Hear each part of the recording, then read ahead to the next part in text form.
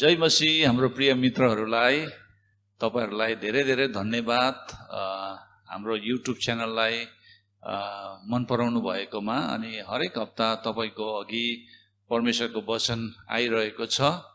तपाईलाई आजको वचन आशिषमय भयो भनेदेखि तपाईले आफ्नो मित्रहरूलाई पनि शेयर गरिदिनु होला अनि साथै त्यो बेल आइकन दबाइदिनु होला, सब्स्क्राइब गरिदिनु होला र हरेक हप्ता यसरी हामी तपाई कहाँ वचन लिएर आउँदै छौं। अझै थप जानकारीको लागि हाम्रोमा WhatsApp नम्बर छ जसद्वारा तपाई हामीसँग जोडिन सक्नुहुन्छ अथवा केही प्रार्थनाको रिक्वेस्टहरु तपाईले दिन सक्नुहुन्छ। धन्यवाद। युद्ध गर्नु अथवा निर्माण गर्नु भने हाम्रो जीवनमा हामीले धेरै लडाई गर्नुपर्छ, तर संसारले गरे जस्तो होइन लडाई। हाम्रो लडाई अर्कै छ। हाम्रो दुश्मन पनि हामी देख्दैनौं। देख्छ भन्नुहोस् त? तपाईले आफ्नो दुश्मनलाई देख्नुहुन्छ? हामी ईसाईहरुले लडाई गर्ने युद्ध जुन चाहिँ युद्ध छ त्यो युद्ध चाहिँ अदृश्य छ अनि त्यो युद्धमा भाग लिने हाम्रो दुश्मनहरु पनि अदृश्य छ, नदेखिने छ अनि हामी हतियार पनि नदेखिने हतियारै चलाउँछ।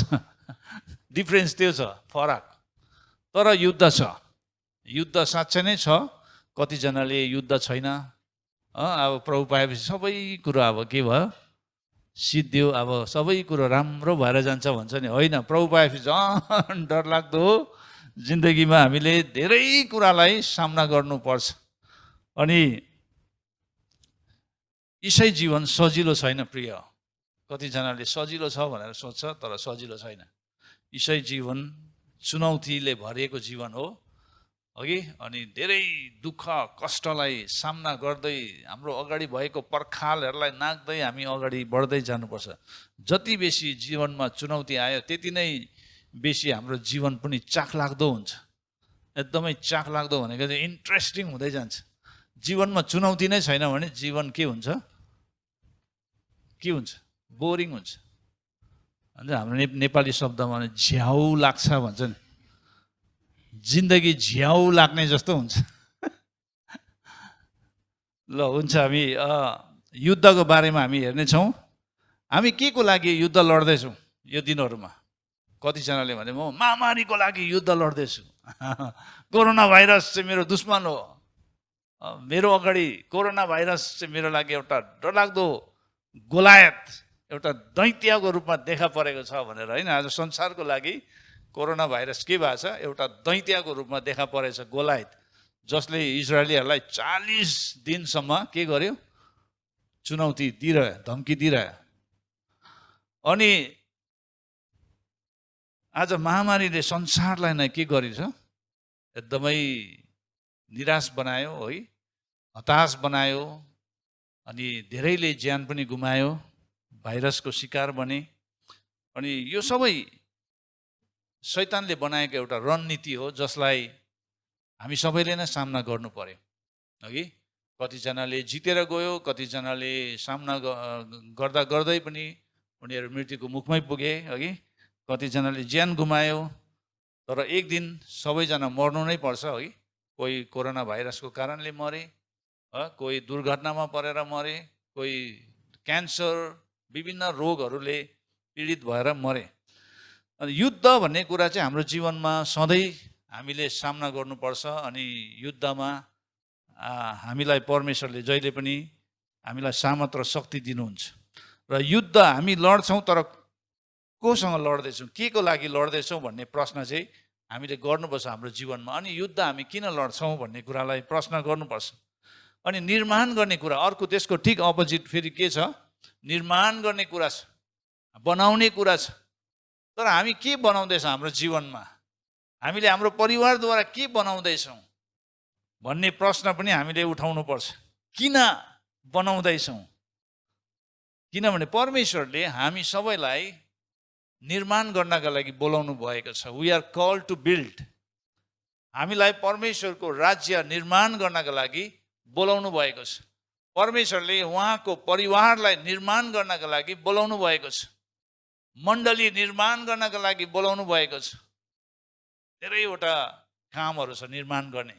अनि तपाईँ र म चाहिँ परमेश्वरले हामीलाई हेर्नु हुँदाखेरि एउटा निर्माणकर्ताको रूपमा हेर्नुहुन्छ।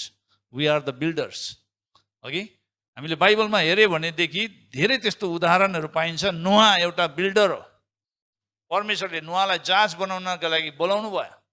त्यसरी नै हामीले युसुफलाई हेऱ्यो भने युसुफ पनि एउटा बिल्डरको रूपमै थियो अघि। त्यहाँबाट अर्को हेऱ्यो भने मूसा पनि एउटा बिल्डरकै रूपमा, निर्माणकर्ताको रूपमा, नेहेमिया, एज्रा, यरुबाबेल, पत्रुस, पावल। अब न्यू टेस्टामेन्टमा आएर हेऱ्यो भनेदेखि पत्रुस, पावल यिनीहरू के हो? चर्च प्लान्टर्स, परमेश्वरको के अरे मण्डलीलाई निर्माण गर्ने निर्माणकर्ताहरू हुन्। र आज तपाईँ र मलाई पनि परमेश्वरले निर्माणकर्ता हुनका लागि बोलाउनु भएको छ। हामी भत्काउने, बिगार्ने, नाश गर्ने मान्छे होइन है। कसैको घरलाई भत्काउने, कसैको जीवनलाई भत्काउने त्यो होइन। परमेश्वरले हामीलाई भत्किँदै गरेको कुरालाई निर्माण गर्नका लागि बोलाउनु भएको छ। हामीलाई निर्माणकर्ताको रूपमा परमेश्वरले हेर्नुहुन्छ। नेहेमिया 2:28 गएर हेऱ्यौँ भने त्यहाँनिर भनिन्छ, हामी उठौँ र निर्माण गरौँ। Let us rise and build भन्ने कुरा। अब हामी उठ्नुपर्छ। यो महामारीको समयलाई अब हामीले एकदम हराउँदै गएको हामीले देख्दैछौँ र सरकारले पनि अहिले हामीलाई अनुमति दिएको छ, भेट्ने अनुमति दिएको छ। ड्युटीहरू सबै लागेको छ कतिजनाको। अहिले बिजनेसहरू पनि कति खोल्दैछ बिस्तारैसँग अघि। धेरै अप्ठ्यारो समय भएर जानु परे तापनि बिस्तारै अब फेरि सबै कुराहरू खोलिँदै आउँदैछ। र अब हामी चाहिँ उठ्नुपर्छ र हामीले निर्माण गर्नुपर्छ। परमेश्वरले हामीलाई कुन कामको लागि बोलाउनु भएको छ त्यो काममा हामी अघि बढ्नुपर्छ। हामी निराश भएर बस्ने होइन।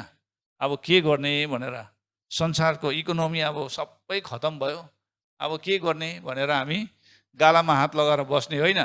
हामीले निर्माण गर्नको लागि हामी अघि बढ्नुपर्छ। 2:18 नेहेमियाको केस स्टडीबाट हामी हेर्नेछौँ, उसको जीवनबाट। र नेहेमियाले 2:18 गएर हेऱ्यो भने परमेश्वरको कृपालु हात कसरी ममाथि परेको थियो भनेर उसले भन्दैछ, गवाई दिँदैछ। र राजाले मलाई के भन्नुभएको थियो सो मैले तिनीहरूलाई बताइदिए। तिनीहरूले जवाब दिए, हामी पूर्ण निर्माणको काम सुरु गरौँ भनेर। त्यहाँनिर सबैले के गर्यो? उसँग सहमति हुनेहरू, उसलाई समर्थन गर्नेहरू, सपोर्ट गर्नेहरू सबैजनाले के भने, हामी पूर्ण निर्माणको काम सुरु गरौँ। आज मण्डलीमा अगुवाहरूलाई पनि त्यस्तो समर्थन, सहमति दिने व्यक्तिहरूको, परिवारहरूको खाँचो छ। अगुवाले अब हामी यो काम गर्नुपर्छ है मण्डली भन्यो भने तपाईँहरूले हुन्छ, हामी तपाईँको साथमा छौँ पास्टर बाउ भनेर भन्नुपर्छ है। म तपाईँलाई साथ दिन्छु। परमेश्वरले हामीलाई कुन कामको लागि बोलाउनु भएको छ त्यो काममा तपाईँलाई हामी के गर्छौँ? साथ दिन्छौँ भन्ने व्यक्तिहरू। अनि जब नेहेमियालाई परमेश्वरले एउटा बोझ दिनुभयो है, इजरायलमा यरुसलम चाहिँ अब एउटा यस्तो खालके सहर हो, परमेश्वरले चुन्नुभएको सहर। अनि त्यो सहरमा मन्दिर बन्नेपछि त्यहाँ पर्खालहरू चाहिँ भग्नावशेष भएको थियो। अनि त्यो पर्खाललाई बनाउनका लागि, फेरि पुनर्निर्माण गर्नका लागि नेहेमियाले जब यरुसलममा त्यो खबर पायो, त्यो सुसमाचार पाएपछि चाहिँ ऊ एकदमै बोझ ऊमाथि आयो र ऊ एकदमै प्रार्थनामा बसे। हामीले हेऱ्यो भने नेहेमियाको सुरुमा नै हामीले 1 अध्यायमा हेऱ्यो भने 4 पदमा गएर हेऱ्यो भने त्यहाँ हुन्छ, यो समाचार सुनेपछि बसेर म रोएँ, म केही दिनसम्म बिलाप गर्दै रहेर उपवास बसे अनि स्वर्गको परमेश्वरसित प्रार्थना गरेँ भनेछ। जब ऊ माथि त्यो बोझ आयो है, त्यहाँबाट उसले के गरे भन्दाखेरि उसले बिलाप गरे, रोए है, उपवास बसे र स्वर्गको परमेश्वरसित प्रार्थना गरे। त्यहाँबाट ऊ राजालाई गएर उसले अपिल गर्छ। त्यहाँबाट उसले एउटा टिम लिएर त्यहाँबाट यरुसलममा त्यो भत्केको पर्खाललाई बनाउनका लागि, पुनर्निर्माण गर्नका लागि ऊ एउटा मिसन बोकेर जान्छ। आमेन। आज हेऱ्यो भने मण्डलीको अवस्था पनि त्यस्तै छ, हो कि होइन?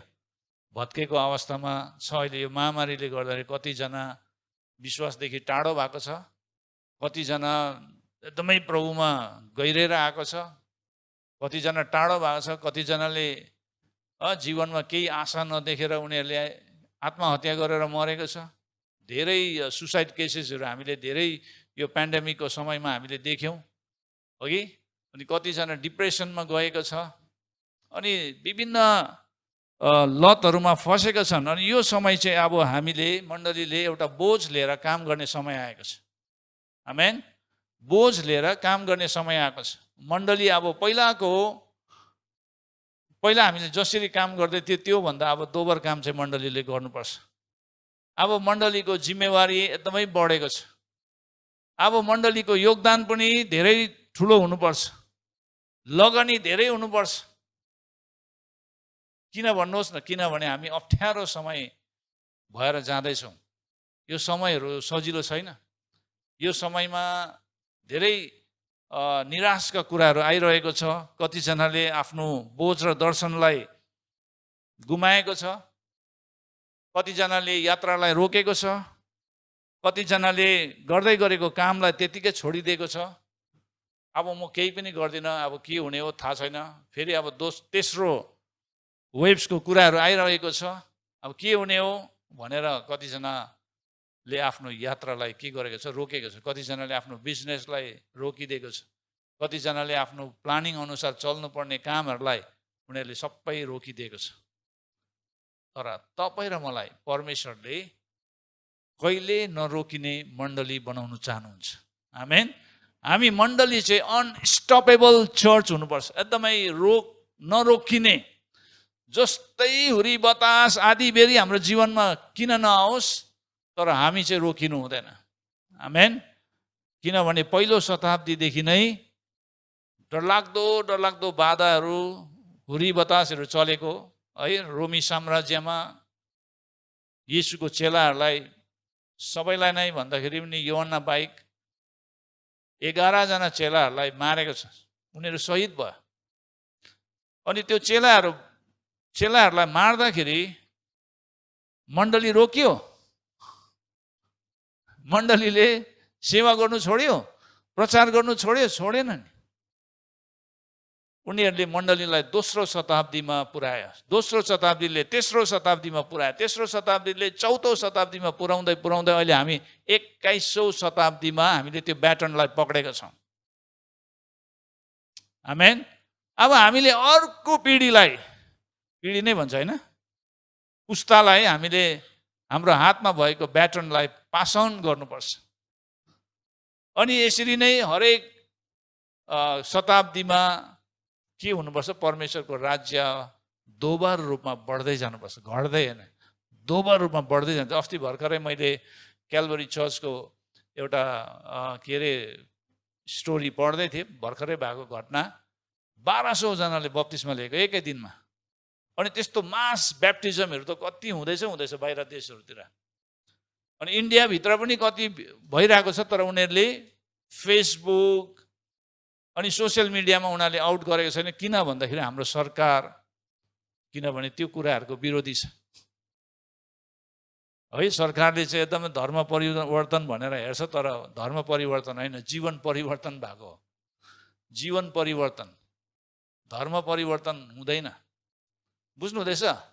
अनि त्यो कुराहरू कतिजनाले फेसबुकमा हालेको छैन, सोसियल मिडियामा हाल्नै पर्छ भन्ने पनि छैन। अनि विगतमा पनि पहिलो पेन्डेमिकमा पनि हामीले पनि धेरैजनालाई प्रभुमा जोड्न सक्यौँ, धेरैजनाले प्रभुलाई आफ्नो जीवन दियो। अनि यो पेन्डेमिकमा पनि धेरैले प्रभुलाई ग्रहण गरेको छ। अब हामीले पनि बप्तिस्माको कार्यक्रम तयार गर्नुपर्छ। आमेन। बप्तिस्माको लागि हामी तयारी बन्नुपर्छ। अब मण्डली फेरि यो पहिलाको भन्दा दोबार रूपमा हामी अघि बढ्नुपर्छ। अघि बढ्ने छौँ भन्नुहोस् न सबैजनाले, अघि बढ्ने छौँ। हाम्रो जीवनमा जति नै ठुलो हुरी बतास किन नचलोस्, तर हामी रोकिँदैनौँ। हामी रोकिँदैनौँ भन्नुहोस् त। यहाँनिर जब नेहेमियाले भने नि, त्यहाँबाट मानिसहरूले कसरी रेस्पोन्ड गरे भन्दाखेरि हामी पूर्ण निर्माणको काम सुरु गरौँ भनेर उनीहरू एकदमै जोसिएर उनीहरू अघि बढेको छ। जोसिनुपर्छ। र नेहेमिया 4 को 17 र 18 लाई पढ्यो भने भारी बोक्ने मजदुरहरूको एउटा हात काममा अर्को हात चाहिँ आफ्नो हतियारमा हुन्थ्यो भन्दा।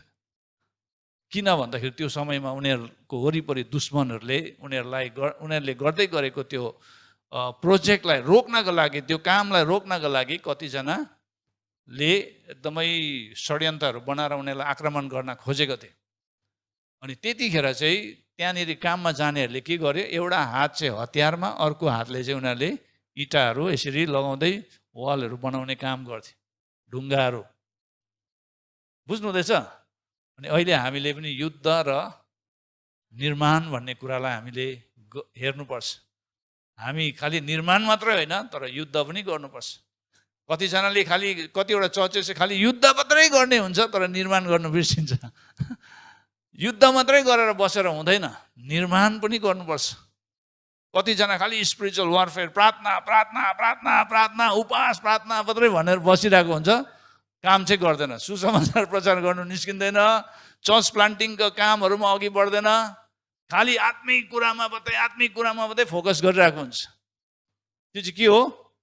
लडाई, युद्ध। तर तपाईँ र मलाई परमेश्वरले युद्ध गर्नका लागि मात्रै बोलाउनु भएन, तर निर्माण गर्नका लागि पनि बोलाउनु भएछ। आमेन। र अब हामी निर्माण पनि गर्नुपर्छ, युद्ध पनि गर्नुपर्छ। हामी भर्चुअली कनेक्टेड हुँदाखेरि हामीले धेरै सङ्गतिहरू पायौँ। हामी एउटा सङ्गतिदेखि अर्को सङ्गतिमा उफ्रिँदै जान्थ्यौँ है। यहाँ सक्ने बित्तिकै फेरि अर्को लिङ्क आइहाल्थ्यो, त्यो लिङ्कमा कनेक्ट भयो, उपिया जस्तो बनाएको थियो हामीलाई। कतिजना त उपिया जस्तो भयो, पुत्रुक यहाँ सक्ने बित्तिकै अर्कोमा जम्प गऱ्यो, अर्को जम्प। अहिले पनि हेऱ्यो भने फेसबुक लाइभहरू यति बेसी आइरहेको हुन्छ चर्चको। अब यो होम चर्च सक्ने बित्तिकै म फेरि अर्को चर्चमा जान्छु भने जम्प गर्ने क्या, उपिया जस्तो। तर मैले उपिया नै भन्नु चाहेको त होइन, त्यस्तो बनाएको छ। बुझ्नुहुँदैछ? हामीले धेरै समय हामीले घरमा बसेर बितायौँ, प्रार्थनामा बितायौँ, अध्ययन गऱ्यौँ। अब हामी निर्माण गर्नको लागि बाहिर निस्केका छौँ। आमेन। अब हामीले बाहिर निस्किँदाखेरि चाहिँ रियालिटीसँग हामीले सामना गर्नुपर्छ, वास्तविकतासँग हामीले के गर्नुपर्छ? सामना गर्नुपर्छ। र धेरैजनालाई भित्रबाट के भएको छ? सेवाकाई गर्नको लागि इच्छा जाग्दैछ। त्यो पनि एउटा राम्रो लक्षण हो, इच्छा जाग्नु। म प्रभुको सेवा गर्छु भनेर एउटा इच्छा लाग्नु एउटा राम्रो कुरा हो, त्यो पोजिटिभ कुरा हो। तर त्यो इच्छा मात्रै भएर हुँदैन। सेवाकाईको लागि चाहिँ हामीलाई सबभन्दा ठुलो कुरा चाहिँ के लाग्छ भन्दाखेरि बोझ हामीले लिनुपर्छ।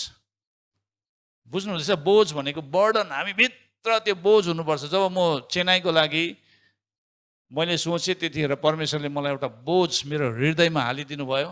चेन्नई सम्झिँदाखेरि, चेन्नईको अवस्था, त्यहाँ चर्चै थिएन भन्ने कुराहरूलाई सुन्दाखेरि मलाई एकदमै भित्रबाट बोझ भयो हाम्रो जातिहरूको लागि। त्यहाँबाट त्यो बोझको साथ मैले त्यहाँबाट उपवास र प्रार्थना गर्न थालेँ। त्यहाँबाट परमेश्वरले मलाई यस ठाउँमा ल्याउनु भयो।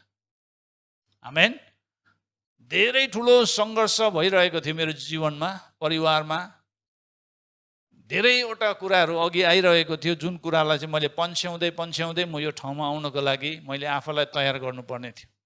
घरिघरि मलाई अमेरिकाको कुराहरू आइरहन्थ्यो, अमेरिका जानुपर्छ, मेरो सबैजना आफन्तहरू गइसक्यो, साथीभाइहरू गइसक्यो, म अमेरिकै जानुपर्छ भन्ने परमेश्वरको आवाजले, होइन तँ चेन्नई जानुपर्छ, तँ चेन्नईमा जानुपर्छ। एकदमै त्यो भित्र के हुँदै थियो, मेरो जीवनमा युद्ध भइरहेको थियो।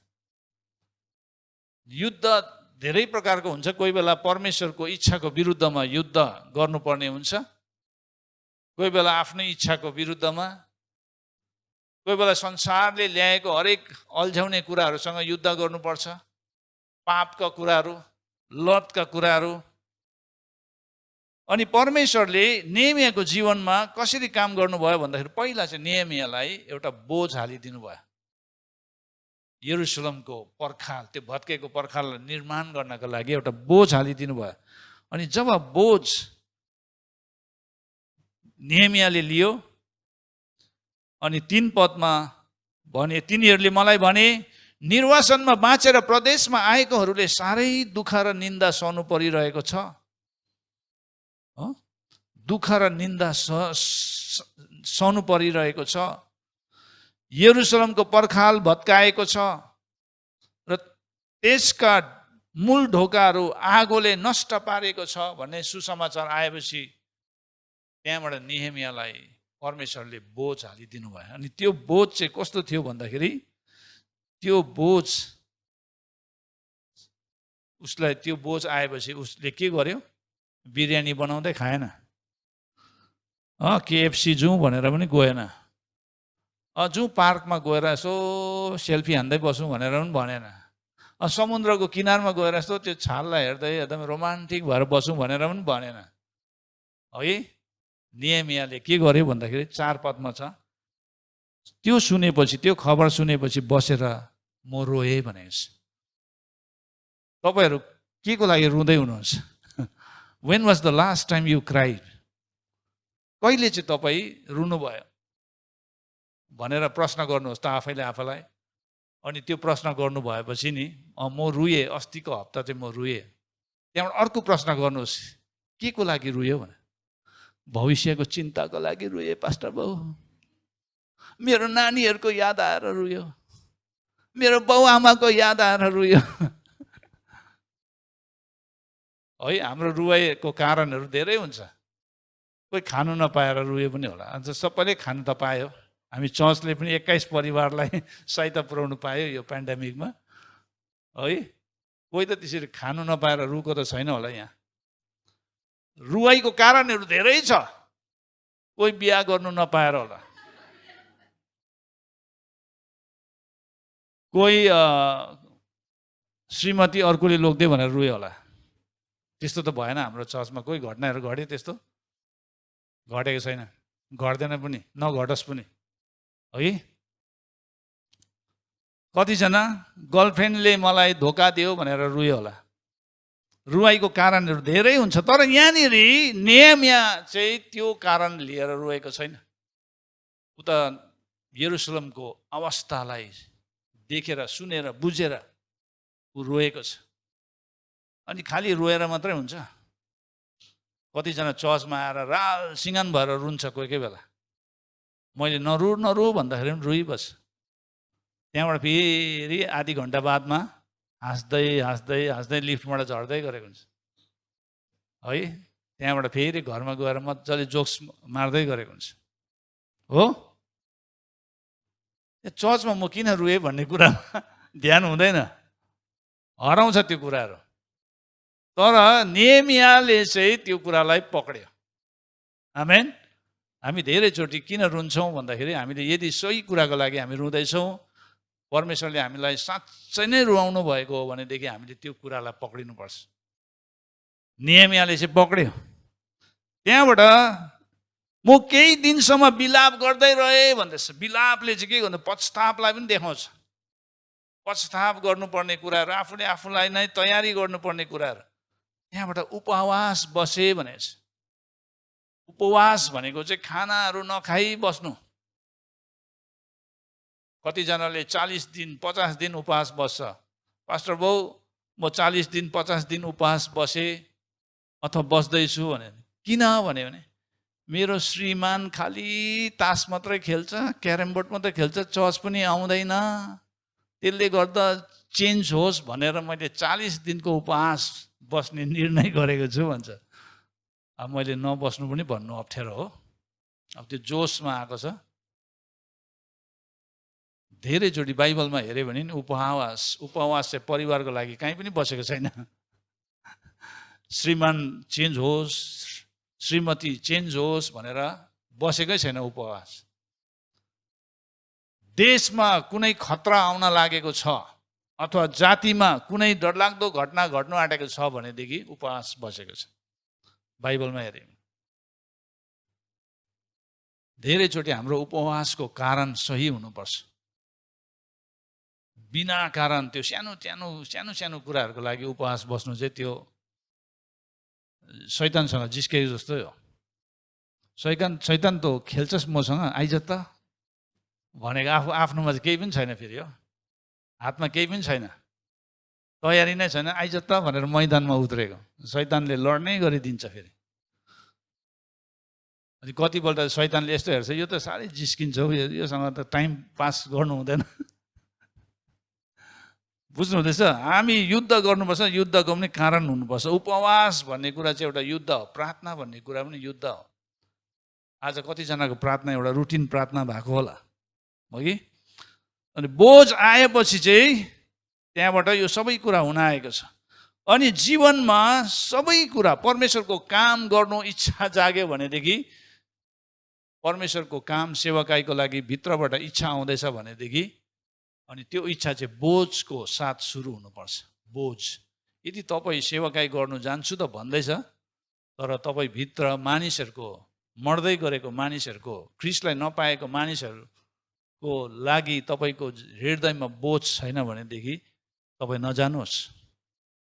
बोझ बिना त्यो मान्छे जाँदा जाँदै बाटोमा उसले आफ्नो सेवकाईलाई रोक्न सक्छ, फेरि ऊ फर्केर संसारपट्टि फर्किन सक्छ। बुझ्नु हुँदैछ? बोझ हुनुपर्छ। प्रभु मलाई बोझ दिनुहोस् भन्नुहोस् त, बोझ भन्नुहोस् न, बोझ। धेरैचोटि मान्छेलाई बोझ भन्ने शब्द मन पर्दैन, बर्डन मन पर्छ, मन पर्दैन, बोझ। तर नेहेमियाले मात्रै बोझ लिएको होइन नि। हामीले नयाँ नियममा आएर हेऱ्यो भनेदेखि पाउलले पनि मण्डलीको लागि बोझ लिएको छ। पाउललाई पनि चर्चको निम्ति बोझ थियो। दोस्रो कोरिन्थी 11:28 गएर हेर्नुहोस् त, त्यहाँ पढ्नुहोस् त के भनेको छ। अनि अरू कुराहरू बाहेक सबै मण्डलीको फिक्रीको बोझ ममाथि छ। पाउलले पनि मण्डलीको लागि बोझ बोकेको थियो। चिन्ता फिक्री, मण्डलीको लागि कतिजनाले चिन्ता फिक्री गर्नुहुन्छ? मण्डलीको अवस्था कस्तो भयो होला पेन्डेमिक पछि, मण्डली छ कि छैन, नुङ्गम बकममा थियो पहिला, अहिले छ कि छैन, त्यहाँको रेन्ट तिर्नु नसकेर बाप बन्द पो भयो कि, अब यो समयमा हामीले पनि केही दिनु पाएन मण्डलीलाई, मण्डलीले पो बरु मलाई केही दिन्छ कि भनेर आशा राखेको थियो तर दिएन, अब म के दिनु भनेर बसेको पो छ कि, भएको पनि जम्मा गर्दै राखेर अब म यो कसैलाई दिनु पर्यो हो, मण्डलीलाई दिदिनँ भनेर बसेको पो छ कि। है, कतिजनाले 3 महिनाको भेटीहरू दशांशहरू जम्मा गरेर दिउँ कि नदिउँ, दिउँ कि नदिउँ, मण्डलीलाई दिउँ कि नदिउँ, मण्डली छ कि छैन। पाउलले यहाँनिर धेरै चिन्ता फिक्री गरेको हामी पाउँछौँ। मण्डलीहरूको फिक्रीको बोझ ममाथि छ भनेर भन्दैछ। अझै पढ्दै गयो भने त्यो बोझ चाहिँ के को थियो भन्दाखेरि, कतै झुट्टा शिक्षकहरू आएर मण्डलीलाई होइन बुवासो आएर गाँजेर लगेको जस्तो प्रकारले लाने हो कि, यो दिनहरूमा कति त्यस्तै भएको छ। त्यो चिन्ता फिक्री उसलाई, मण्डलीको बोझ। तपाईँ र मैले कुन कुराको बोझ लिएको छौँ? आफ्नै परिवारको बोझ बोकेको छौँ कि मण्डलीको बोझ लिँदैछौँ कि? प्रश्न गर्नुपर्ने कुराहरू छ। प्रभु मलाई तपाईँले बोझ त दिनुभयो, तर के को बोझ मैले बोकिरहेको छु? दोस्रो, सेवाकाई गर्नेहरूले इच्छा गर्दैछ भनेदेखि तेस्रो चाहिँ बोझको साथ प्रार्थना र उपवास सुरु हुनुपर्छ। हाम्रो जीवनमा हामीले उपवास प्रार्थना गर्नुपर्छ। म चेन्नई आउनुभन्दा मैले धेरै प्रार्थना उपवासमा समय बिताएँ। बाइबल स्टडी, प्रार्थना, उपवासमा धेरै समय बिताएँ। नियरली 1 इयर म ससुरालीमा बसेर मैले त्यो ठाउँमा उपवास, प्रार्थना, बाइबल स्टडी गरेँ, बाइबल अध्ययन। अनि म 2010 सालमा चाहिँ म यहाँ चेन्नई आएको। त्यसै आइन, पहिला चाहिँ मलाई बोझ परमेश्वरले दिनुभयो। त्यहाँबाट उपवास प्रार्थनामा मैले बिताएँ, अध्ययन गरेँ, त्यहाँबाट म पछि आएँ। तर पनि सजिलो चाहिँ भएन। बिचमै फोन गरेर मैले मेरो श्रीमतीलाई म आउँदैछु है भोलि, सक्दिनँ म यहाँ, सक्दिनँ यहाँ, मैले बस्ने जग्गा पनि राम्रो पाएन हो, यस्तो खालके जग्गामा बसेको छु जहाँ चाहिँ फ्यान चाहिँ चल्दै राति नै 12 बजी झ्याप्पै रोक्यो। 3 पल्ट नुहाउँदाखेरि पनि पसिना शरीरबाट आएकै छ। त्यस्तो समय अनि त्यहाँ लडाइँ भयो मिसनको विरुद्धमा र मेरो आफ्नै इच्छाहरूलाई लिएर लडाइँ भयो। हामी बुढाबुढी है त्यतिखेर राति हामी फोनमा प्रार्थना गर्थ्यौँ अनि परमेश्वरले हामीलाई त्यसरी हौसला दिनुभयो। फेरि हामी त्यो मिसनलाई पक्रेर हामी कन्टिन्यू गऱ्यौँ। त्यतिखेर चाहिँ मलाई धेरै अमेरिका जाने इच्छा हुन्थ्यो क्या। म त जान्छु, मेरो साथीहरू त उता गएर दामी दामी घरमा बसेको छ, गाडीहरू किनेको छ, म पनि जान्छु, म पनि एकदमै पढालेखी भएको व्यक्ति हो, मेरोमा पनि एउटा स्किल छ, म जान्छु, म झन् बेसी कमाउन सक्छु भन्ने त्यतापट्टि सोच क्या। मेरो काकाहरूले पनि बोलाउनु हुन्थ्यो। तर फेरि परमेश्वरले जुन बोझ हालिदिनु भएको थियो त्यो बोझलाई हेरेर पर्खेर फेरि त्यसमा लाग्दाखेरि हामीलाई फेरि त्यो बोझले एकोरो बनाए। आमेन। बोझले हामीलाई एकोरो बनाउनु पर्छ। भन्नुहोस् त, एकोरो भएन भने हुँदैन। यो संसार डरलाग्दो छ। हामी के को लागि प्रार्थना गर्दैछौँ? युद्ध त प्रार्थना हो नि त, उपवास प्रार्थना त युद्ध हो। युद्ध गर्नु के को लागि तपाईँले युद्ध गर्नु हुँदैछ? प्रभु मलाई भात जुटाइदिनुहोस्, प्रभु मलाई एउटा राम्रो मेरो फ्युचर पार्टनर जुटाइदिनुहोस् भनेर प्रार्थना उपवास गर्दैछ कि? मैले त्यो पनि नगर्नु भनेको होइन, गर्नुहोस्। तर तपाईँ ज्यादा चाहिँ कुन कुराको लागि ज्यादा प्रार्थना गर्नु हुँदैछ?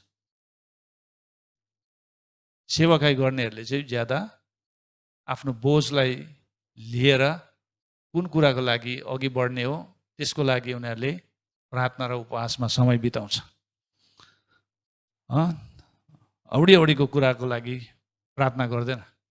प्रभु मलाई सुरक्षा दिनुहोस्, मलाई भाइरसदेखि बचाउनुहोस्, मलाई यो सबै कुराबाट बचाउनुहोस् भनेर खालि त्यही मात्रै हुँदैन प्रार्थना। त्यो प्रार्थना चाहिँ सेल्फिस प्रेयर भन्छ त्यसलाई।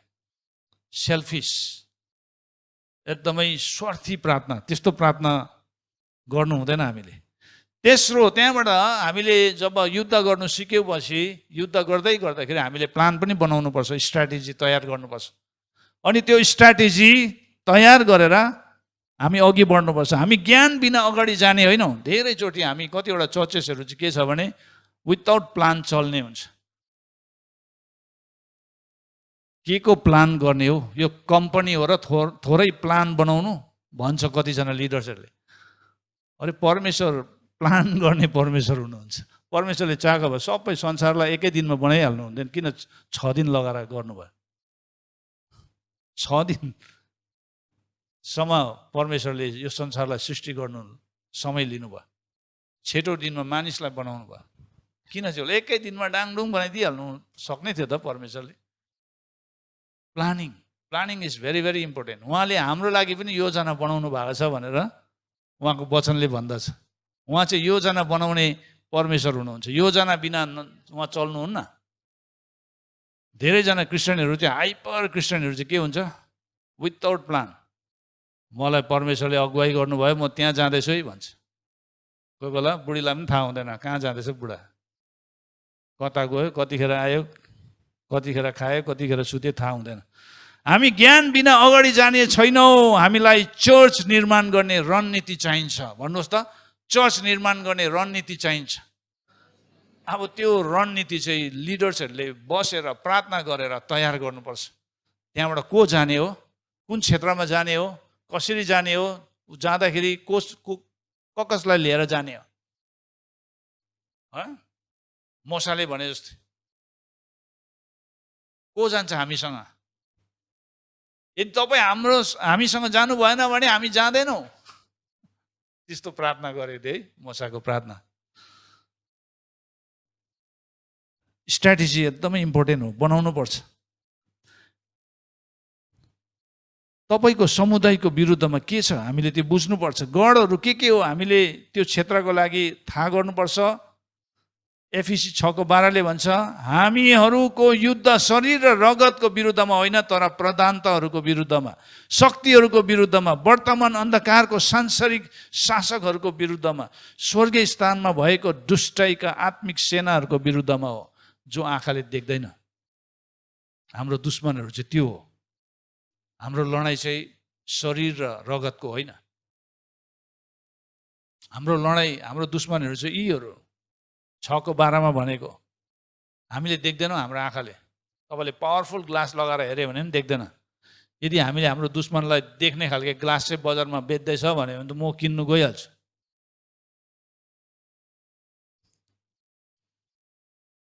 कतिजना किन्नुहुन्छ यदि त्यो प्रकारको ग्लास पायो भने? तपाईँको दुश्मनलाई चाहिँ तपाईँले त्यो ग्लास लगाउँदा छर्लङ्गै देख्छ भन्यो भने।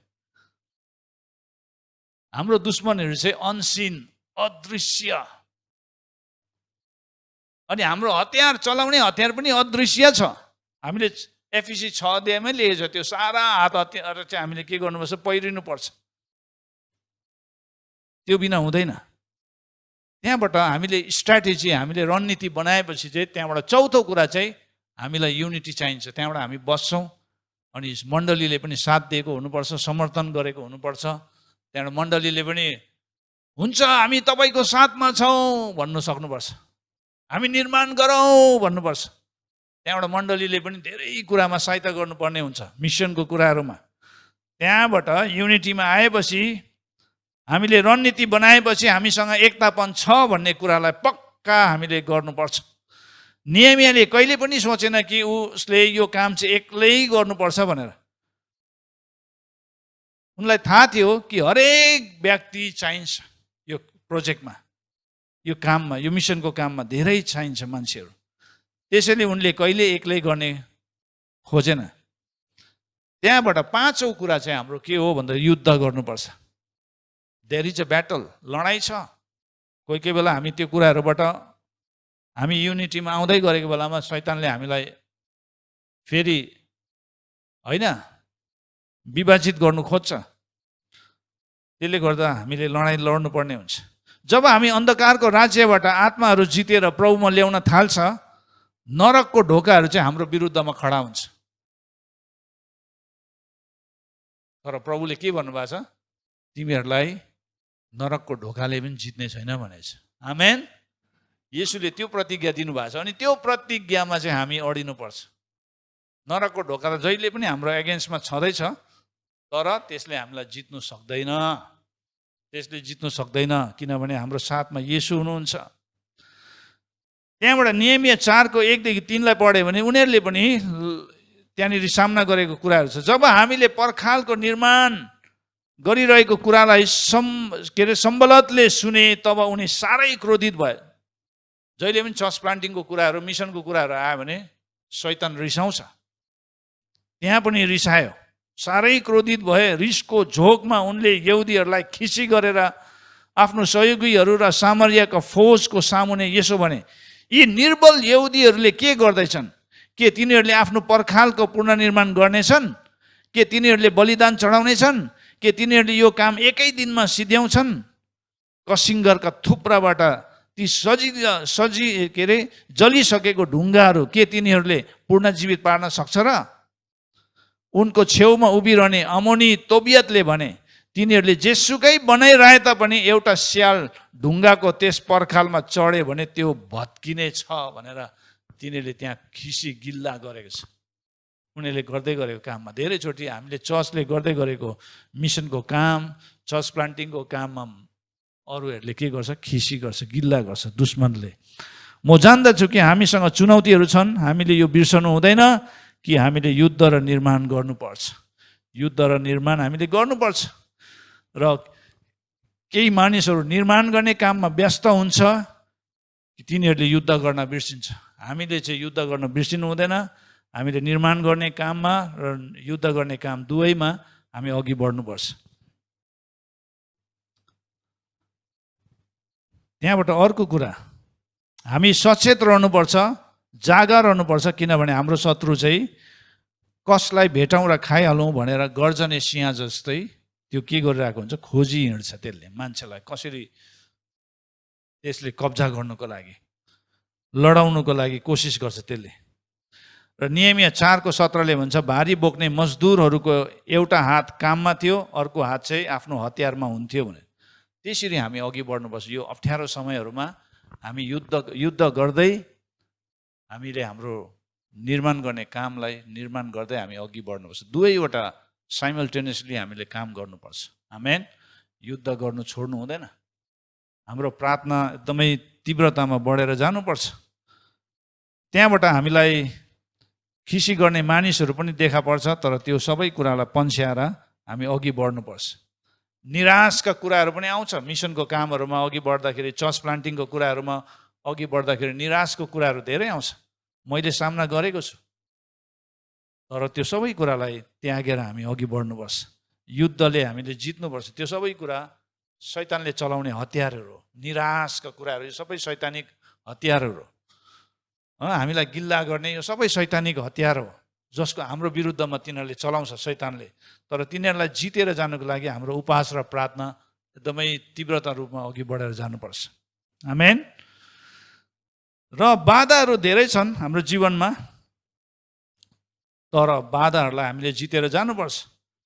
अहिलेको वर्तमान समयको बाधाहरू के हो भन्दाखेरि, एउटा त भविष्यको बाधा, भविष्यको डर, फ्युचरमा के हुने हो। कतिजनाले सेप्टेम्बर अक्टोबरमा के हुने हो, तेस्रो लहर आउँदैछ भन्दैछ, डेल्टा भेरिएन्स पनि कता कता देखा परेको छ अरे, अब त नानीहरू पनि सोत्तर हुन्छ अरे भनेर कतिजना त्यो चिन्ता फिक्रीमा उनीहरूलाई त्यो डरले उनीहरूलाई छुँदैछ। बुझ्नुहुँदैछ? कतिजनालाई डर। अब डरलाई जित्ने के हो भन्नुहोस् त? विश्वास। You can overcome fear by your faith in God. परमेश्वरमा राख्नु भएको विश्वासद्वारा चाहिँ तपाईँमा भएको डरलाई जितेर जानुपर्छ। विश्वासको विरुद्धमा डर देखा परेको छ। डरलाई जित्नुको लागि हाम्रो जीवनमा विश्वास बढाउनुपर्छ। विश्वास चाहिँ परमेश्वरको वचन र प्रतिज्ञालाई मनन गर्दाखेरि विश्वास बढेर जान्छ। आमेन। अर्को, संसारको व्यर्थ अर्थव्यवस्था, इकोनोमी एकदमै डाउन भएको छ। अब के गर्ने हो? हाम्रो बिजनेस पनि रोकेको छ। अब हाम्रो काम पनि अब 40% 50% मात्रै हुँदैछ। के गर्नुपर्ने हो? अब यो समयमा हामीले चर्चलाई कसरी सहायता गर्ने हो, कसरी मिसनको काममा अघि बढ्ने हो, हामीलाई थाहा छैन। हाम्रो इकोनोमी संसारको एकदमै घटेको कारणले हामीलाई धेरै ठुलो प्रभाव पारेको छ। अब के गर्ने हो भने त्यतापट्टि मान्छेलाई के हुन्छ? डर, चिन्ता, फिक्री त्यता हुन्छ। तर तपाईँले याद गर्नुभएको छ, परमेश्वरको इकोनोमी कहिले पनि डाउन हुँदैन है। आमेन। गड्स इकोनोमी चाहिँ कहिले पनि डाउन हुँदैन। परमेश्वरले चाहिँ तपाईँ र मलाई कुन चाहिँ भण्डारबाट दिनुहुन्छ? नरित्तिने भण्डार, कहिले पनि खाली नहुने भण्डारबाट उहाँले खुवाउनुहुन्छ। आमेन। महामारीमा भोकै मर्नु भयो कसै? मर्नु भएको छैन। हामी परमेश्वरले हामीलाई खिलाउनु भयो। आमेन। परमेश्वरको इकोनोमीमा हामी डिपेन्ड गर्नुपर्छ। हाम्रो भरोसा चाहिँ गड्स इकोनोमीमा हुनुपर्छ। परमेश्वर चाहिँ हाम्रो सप्लायर हुनुहुन्छ। हि सप्लाई आवर निड्स है। फिलिपी 4:19 पद अनुसार उहाँले हाम्रो सबै खाँचोहरू पुरा गर्नुहुन्छ। भविष्य अनिश्चित छ। कतिजनाले के भन्छ, बाहिरबाट यस्तो आवाज सुनिरहेको हुन्छ, भविष्य अनसर्टेन छ है, के हुने हो, हामी सेप्टेम्बर अक्टोबर पार गरेर जानु सक्छ या सक्दैन भनेर डर। बा हामी पनि कफिन बक्सभित्र पस्ने हो कि भनेर कतिजनालाई डर है। भविष्य अनिश्चित छ भनेर कतिजनाले त्यो भन्दै गरेको हुन्छ। तर येशू ख्रीष्टमा हाम्रो भविष्य के गरेको छ? एस्योर्ड गरेको छ। एस्योर्ड, निश्चित गरेको छ। आमेन। ख्रीष्टमा हाम्रो भविष्य निश्चय छ, निश्चित छ। भन्नुहोस् न, निश्चित छ येशूमा।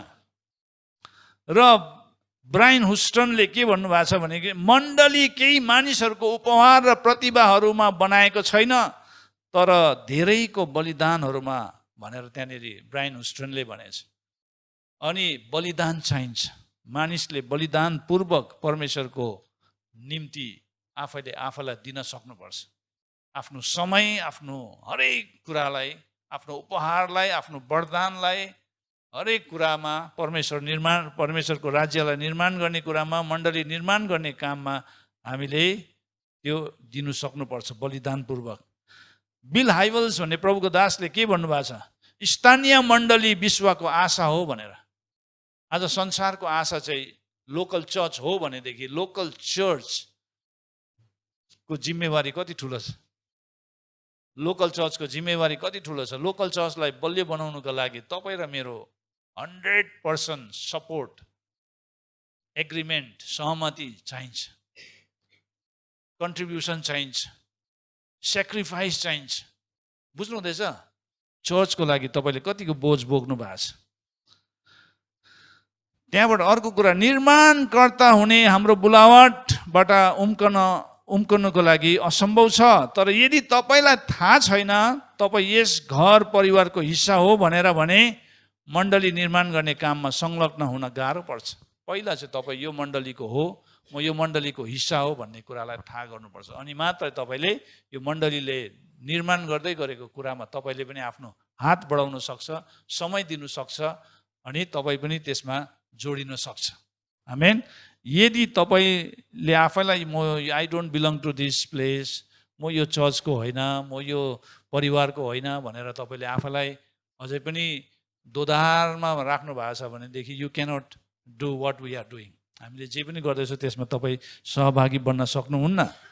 र मैले निर्माण गर्नको लागि के ल्याउन सक्छु? अब अन्तिम यो बुन्दालाई म भनेर हामी प्रभु भोजको कार्यक्रममा जानेछौँ। What can I bring to build? निर्माण गर्नको लागि मैले के ल्याउनु पर्छ भन्दाखेरि पहिला चाहिँ सुसमाचार। सुसमाचार हाम्रो जीवनबाट हामीले प्रचार गर्नुपर्छ।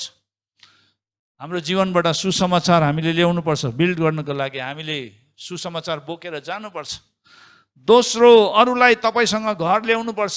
आज कतिजनाले जोड्दैछ नयाँ नयाँहरूलाई, होइन, साथी मित्रहरूलाई। थ्याङ्क यू भाइ। मित्रहरूलाई तपाईँले जोड्नु हुँदैछ परिवारमा, सङ्गतिमा, मण्डलीमा। त्यो काम हामीले गर्नुपर्छ। तेस्रो, तपाईँले विश्वास ल्याउनुहोस्। विश्वासदेखि टाढो जानु हुँदैन। विश्वासलाई बढाउनुहोस्, विश्वासमा आउनुहोस्, विश्वासमा हिँड्नुहोस्। चौथो, उपहारहरू ल्याउनुहोस्, गिफ्टहरू ल्याउनुहोस्। परमेश्वरको काममा हामीले के दिन सक्छौँ, के गर्न सक्छौँ, हामीले के योगदान पुर्याउन सक्छ भन्ने कुरालाई तपाईँले सोच्नुहोस्। पाँचौँ, तपाईँको पहिलो र उत्तम भागलाई तपाईँले ल्याउनुहोस्। छठौँ, घर बनाउनका लागि आफ्नो धन ल्याउनुहोस्। हामीले बाइबलमा हेऱ्यो भने मन्दिर बनाउनका लागि मान्छेहरूले सेक्रिफिसियली परमेश्वरको भवन निर्माणमा ल्याएको कुराहरू हामी देख्छौँ अघि। अनि अहिले पनि के अरे यो अवस्थामा हामीले मिसनको काम गर्नु हो भनेदेखि हामीले पनि सेक्रिफिसियली हामीले दिनुपर्छ परमेश्वरको कामको लागि, र हामी त्यो मिसनको काममा अघि बढ्नुपर्छ। अनि जसले त्यो बोझ लिएर काम गरिरहेको छ उनीहरूलाई हामीले त्यो ठाउँहरूमा पठाउनुपर्छ। अनि उनीहरूद्वारा परमेश्वरले अद्भुत काम गर्नुहुनेछ। र त्यो सबै कुरामा तपाईँ र मेरो सहमति, सहभागिता, समर्थन चाहिन्छ। यो एक्लैले गर्ने काम होइन। र यो काममा चाहिँ धेरै चुनौतीहरू छ, धेरै बाधाहरू छ। र त्यसलाई जितेर जानको लागि हामीले युद्ध गर्नुपर्छ। अनि युद्ध मात्रै गरेर हुँदैन, तर निर्माणको काममा पनि हामी अघि बढ्नुपर्छ। आमेन।